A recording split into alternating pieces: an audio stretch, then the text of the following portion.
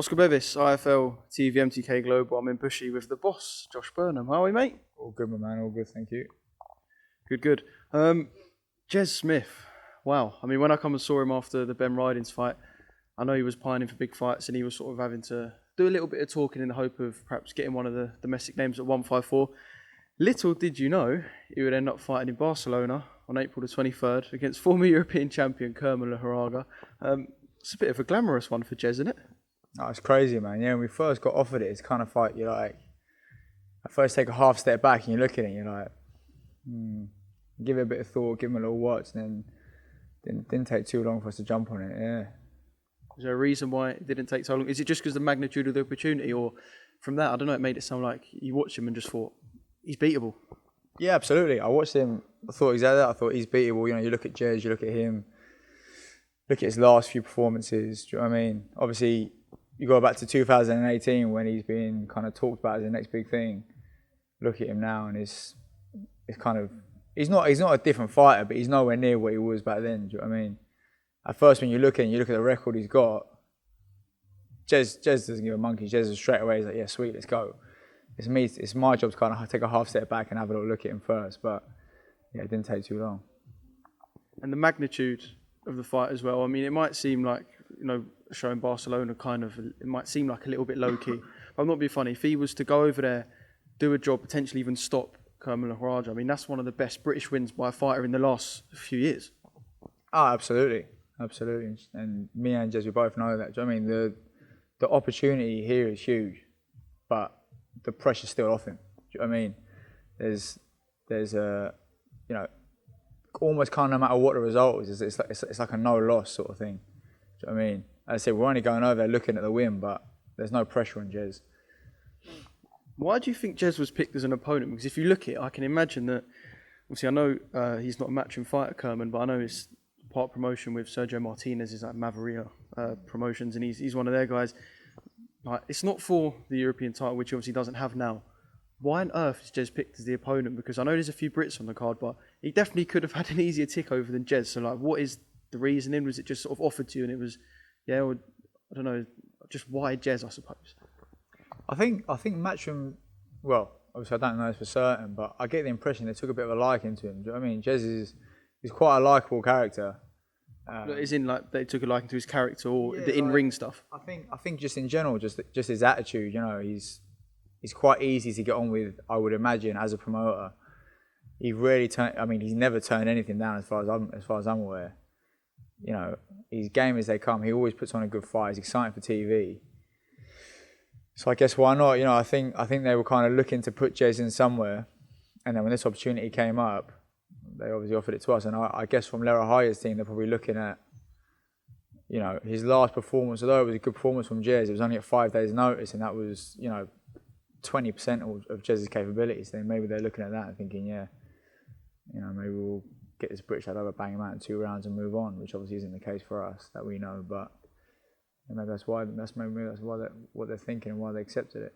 So yeah, Jez said in the interview, he said since he's been here, the work he's put in, you can just see how much of a better fighter he is. Sorry, you said that was only 20% of Jez Smith. How actual far do you think Jez can go? Because like I said, if he pulls this off, the way Kerman was talked about, if he pulls this off, like surely he's a European level fighter, potentially a fringe world level fighter, which I know sounds ridiculous, but surely that's the case. And is that something you believe Jez is capable of?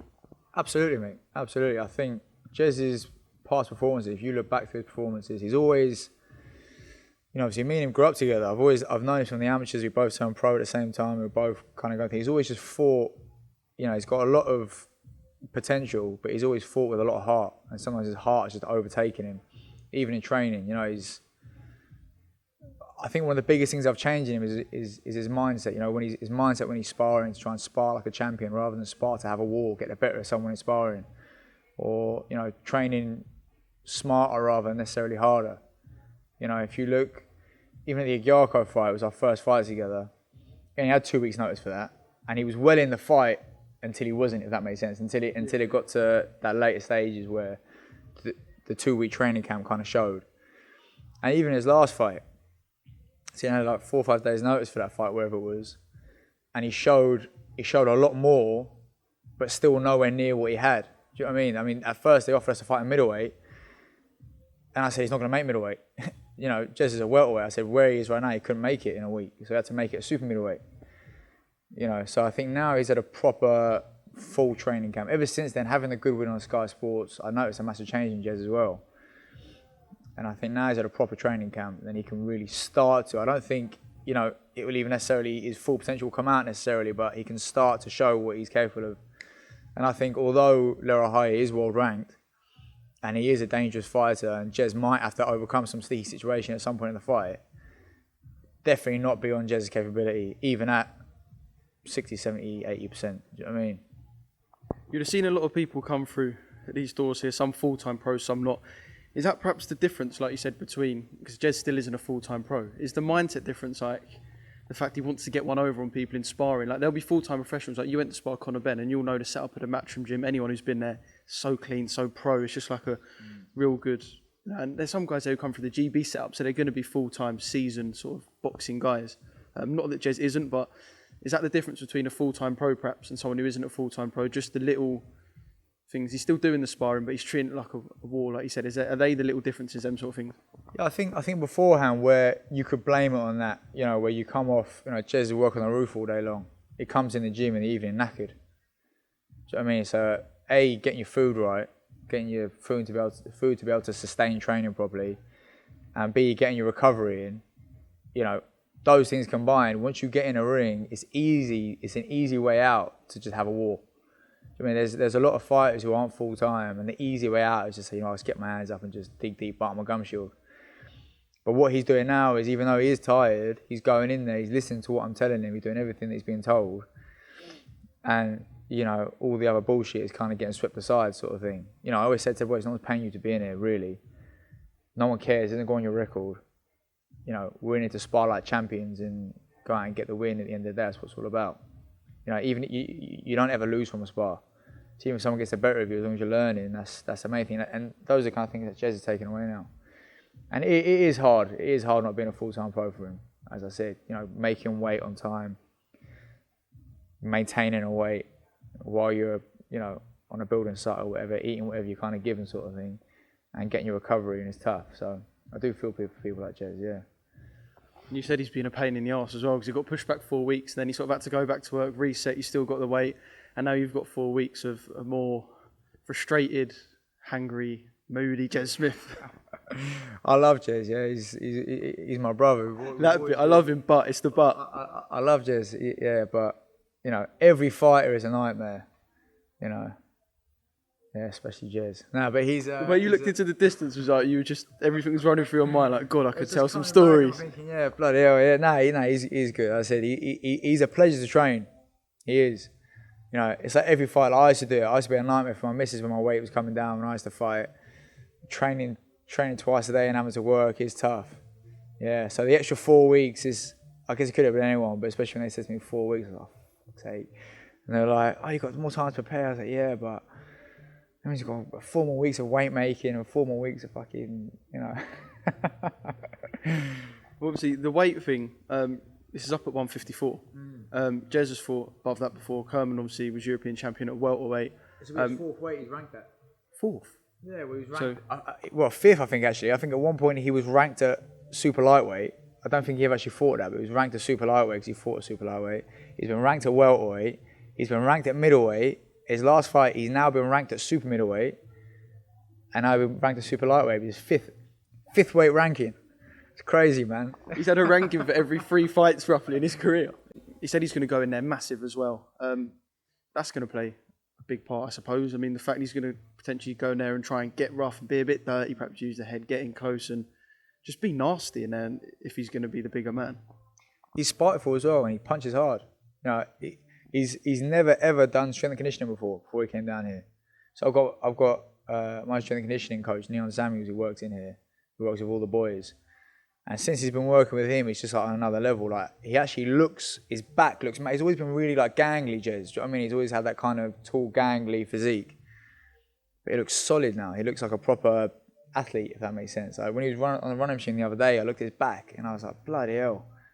You know, he's strong, and people are noticing it in sparring. I'm noticing it on the pads.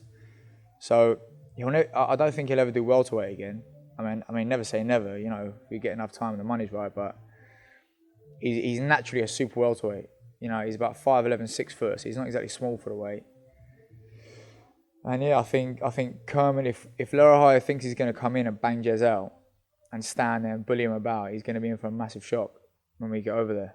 You talk about just like preparation-wise and stuff with Jez. You've got the thing of going to Spain. Now, I know a lot of people go out there and finish camps out there. I spoke to Jez. That's not the case. You're going to be here and you're just going to go out on fight week as if you were, I don't know, like a fan. You're going to go out like a day before perhaps the media stuff. So you're only going to be out there for 3 days. So the hard work's still in here. You're not sort of moving to Spain and doing a bit of camping. That would be nice though. I was going to say, I said to him, like, everyone wants to get away at the moment and you've managed to land a fight in like, probably one of the biggest tourist destinations in Europe. I was trying to get a match to get us out there 3 weeks before with my wife, my kids, all of us going out there. They wouldn't have it for some reason. Selfish, man. Selfish. Well, it wouldn't pay for you to get a villa out there. I know. Couldn't believe it, mate. I couldn't believe it. But yeah, no, listen, we're just going there for one reason, man. We all want to get away. We all want to do what we got to do, but just get head down. You know what I mean? Over there to get the win, that's it. Have you picked apart, I know you won't want to give too much away. I'm sure Kerman's probably not going to see this anyway, but have you picked apart not just his fights, but his losses to David Avanesyan? Absolutely. Yeah, I think I've watched every one of his fights since 2 before Bradley Skeet with what I could find. Yeah. So. Can you say, I was going to say, I know you don't want to say too much. Can you say a little bit about perhaps any vulnerabilities you've seen, or are we just keeping it under wraps? Well, Jez said to me, he was like, actually, if I'm being brutally honest, he said, I don't want to be really filmed doing any work. He wants to keep things under wraps now. Yeah, just going to keep it to myself, really, to be honest. I mean, there's many strings to Jez's bow. Do you know what I mean? There's much more than what's been seen. I guess I'll leave it at that. So, you know, what you've seen of any of Jez's fights, actually, to be honest, there's much more to him than that. And he's going to show when we get out there. I cannot wait. Let's talk about the rest of the 154 division development at the weekend. Ted Chaseman gets his British title back against JJ Metcalf. Again, I said to Jez, it got me buzzed watching that, and I didn't even watch it live. For someone who's fighting in 4 weeks, watching that, it must just like get the blood flowing, and for you to see that as well, knowing your man's going in 4 weeks, watching a fight of that sort of pace and magnitude, just like how fucking good was that? Oh mate, yeah.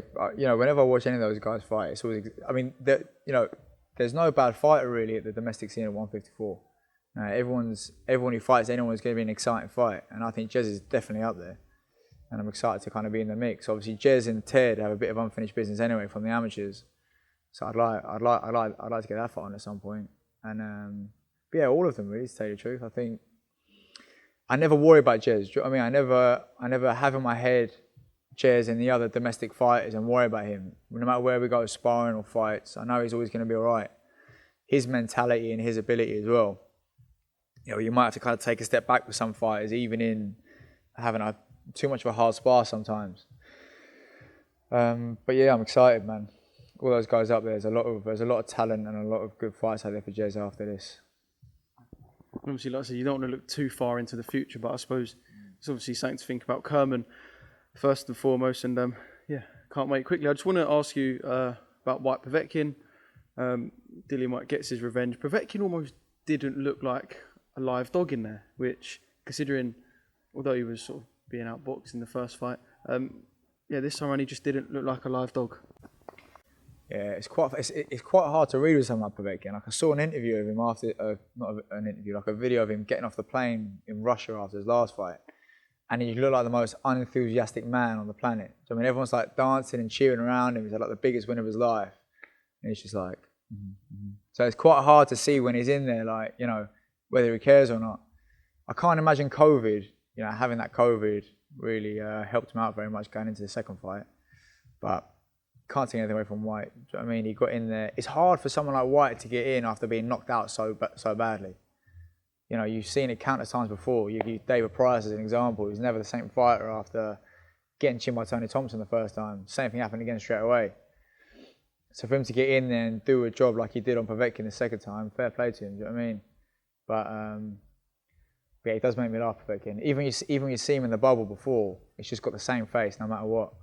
When he's training and walking around, he's just the most like stern person in the world. But I was going to say, I can't imagine what it takes to make Alexander Povetkin laugh. Like, even when he knocked out Dillian, it was the same facial expression. And only his corner seemed like he's being controlled and he's a robot. I said, I was in stitches seeing him getting off that plane. He always people like dancing around him, people shaking his hand. He's just like, thank you. Obviously, you work with Tom Little and you suffered defeats at heavyweight. And Tom always had a lot to say. Obviously, a lot of the stuff Tom said was like in jest. Dillian's very like straight up, will say what he thinks.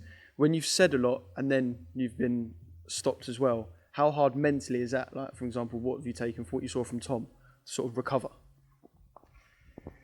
Yeah, it is tough. I mean,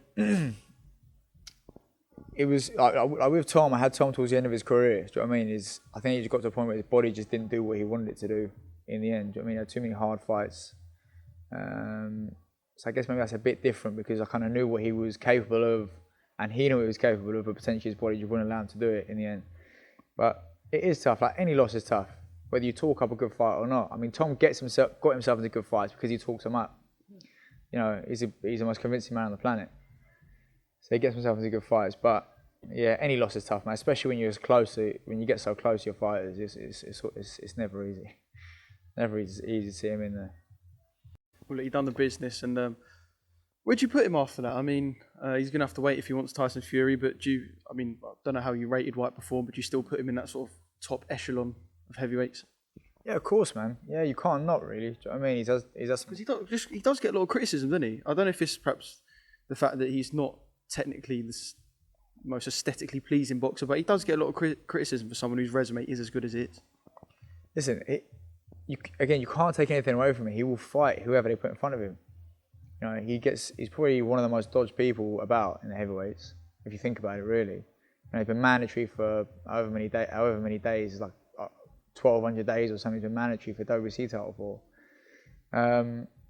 So I feel sorry for him. As I said, he's tough as nails, he's tougher to come, and he will fight absolutely anybody. It is a shame that the belts are kind of tied up. Like we said before, hopefully they're going to vacate some of them and someone else is going to get an opportunity for it. But especially with AJ Fury and then the rematch clause and whatever, you're going to tie up a lot of the belts. So I don't know. I hope he gets his shot. Whether he wins or not, whether he's got what it takes to beat the guys at the top, I don't really know. I see he's definitely up there in the mix, but I just hope he gets his shot. Would you put him as a favourite against Deontay Wilder? Or? I don't really know. Probably not, no. I probably wouldn't put him as a favourite. You know, I mean, as I said, every fight he has and Wilder has is going to make them that little bit close to the end of their career. So I guess the longer they can leave him sitting on the bench for, the less of a favourite he will become. So hopefully he gets his shot soon. All right, and just a little rundown of the other boys in the gym. You said Nick Parpa's back training. Fights to be made. Fights to be made everywhere, to be honest. Things will open up. There'll be more shows, show clashes and everything. So, fights to be made out there for Nick. Absolutely, man. Yeah, Nick's back in. He's raring to go. You know, he wants whoever. He wants the likes of William Smith, Isaac Chamberlain, all those kind of guys. I mean, he wants to fight them. William Smith, the guy William Smith fought the other week, Ducar, Nick boxed him early in his career. Do you know what I mean? So he's watching that, looking at, thinking, you know, I could be up here with these boys. I can be up here mixing it. There's no just disrespect to any of them. It's just Nick's at a point now. He's had enough fights. He's had a bit of time out of the ring. He wants to get back in and get stuck in.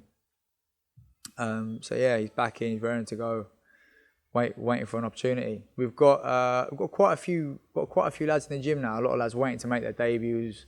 A couple of lads are 1-0, 2-0. I'm now managing a few fighters as well. So fighters will come in, I'll manage them, and then I've got other coaches who are working here with their own teams. We've got a guy Aaron who's got his own team, so I'm passing him a few fighters. So hopefully once the small hall comes back and we can get tickets back in, then we can get those boys out fighting as well. Get a few more jab boxing names. Yeah, I mean that Ducar was tough. By the way, like I could sort of tell from the first round that he was going to give Chris a little bit, but he was a lot tougher than expected. And I think I saw Chris's face the next day on some of like the match from socials and that. He had two black eyes and he looked like he'd almost taken a beating. Not that he did take a beating, but he took some shots and that. I didn't know Nick fought him early on in his career, but that's a tough geezer, isn't he, that Ducar? Tough geezer, man. I think Nick fought him like his third or fourth fight. It was, I think he come from the kickboxing. He was a world kickboxing champion, and yeah, tough as nails, man. And I think William Smith went in there with the mindset that I'm just going to bowl this geezer over in a couple of rounds. So he had a tough night. But yeah, Nick's game as they come. It's all about mindset with these boys. Do you know what I mean? Nick, he's confident enough. He believes himself enough to be able to go in and hold his own with anyone domestically, and kind of see where he's got. I mean, he's only really been given one opportunity, and that's for the Southern Area title, which he completely dominated. So since then, he's obviously had a bit of time where he was inactive just for a few various different reasons. But now he's ready to kick it up again and get started again. So. And just one boy I want to talk about was Amancio. We'd done something over Zoom, but the connection was bad and there was a translator and it just didn't come across the way that I thought it could do. So I will grab him on at some point. But definitely. He's one of the remaining boys you got. He's like, what, 2-0? He's 2-0, is he? Yeah, and yeah. He floored Oscar Valdez. Stopped Oscar Valdez in the amateurs. He beat him, but he floored him. He dropped him. Yeah. He beat Oscar Valdez in the amateurs. He had like 120 amateur fights. He boxed at the World Championships, European Championships. Somewhere down the line, fell out of love with boxing. Won a couple of world titles as a kickboxer. And now he's over here. I mean, he's 2-0. He's just he's this little madman. Yeah, he just wants to fight. He's just signed to MTK, so I hope so. But actually, funny enough, right now, he's back in Romania doing a bit of training over there. He's got his family over there, so hopefully we get him back at the end of April, and then we can get cracking straight away, get him out before the summer, hopefully. Yeah, he's exciting to watch, man. He's exciting. When he's on it, he's very, very exciting to watch. All right, good stuff. Yeah, just now we feeling a month out, just general excitement. I imagine I can't wait to watch it because I know that, like I said, Jez is going to go in there with everything. Kerman, let's say he thinks he can blast Jez out, then he's going to come out fast as well. It's going to be eye-catching and the opportunity of a lifetime, I suppose. Can't wait, man. I just can't wait for Jez to kind of show what he's got. It's Jez's time to shine now. So I'm looking forward to it, mate. Success for all of us. Success for the whole gym. In the sun. Yeah, in the sun as well. Even better. Absolutely. Even better. Hopefully they got a pool. I was going to say, they must have I said to Jez, actually, they must have like a pool or something. So yeah. The thing is, you've got to try and not take your eye off the ball fight week. As much as you might have pool, and I'm sure they'll probably have a bar that you might have your eye on or something. Then I'll go sit by the pool in the sun. Do you know what I mean? Just can chill in his room. But I would have thought Matchroom would have put us in a half decent place. Do you know what I mean? Well, they do. You've been in the bubble. They do things properly. They do things properly. Yeah. If they do, you've got to give them credit. They do put on a good show. Yeah. And hopefully the judges. I said this to Jez off camera. Actually, hopefully the judges put on a good show as well. Is that something you thought about or worried about potentially because don't need telling how sometimes it works when you go abroad? Absolutely. No, it's something we've definitely thought about. Definitely worried about. I mean, I even look at Lejarraga's last fight against Tara Nurse, and Nurse definitely won a couple of them. I think the judges gave it 100-90, but Nurse definitely won a couple of those rounds. I mean, I'm not saying he definitely didn't win the fight, but he was in the rounds. So that's out of our hands. Do you know what I mean? We just got to... Do you adapt your game plan around the fact that you have to be more dominant and you can't nick rounds and stuff? Or? Yeah, absolutely. We have to convincingly win rounds, and there's going to be no point in the fight, even if Jez goes in, we think he's miles ahead on points. There's going to be no point in the fight where I'm going to tell Jez to take his foot off the gas. It's every minute of every round, we've got to be in it. And hopefully we don't leave it to the judges. Who knows? Well, it'll be a night to remember if you don't, and can't wait. Any final words? I'd love to be able to do a Conor Ben and say something in Spanish that are higher, but I can't, so... You must know something in Spanish. Hola. Yeah. Sí, muchas gracias.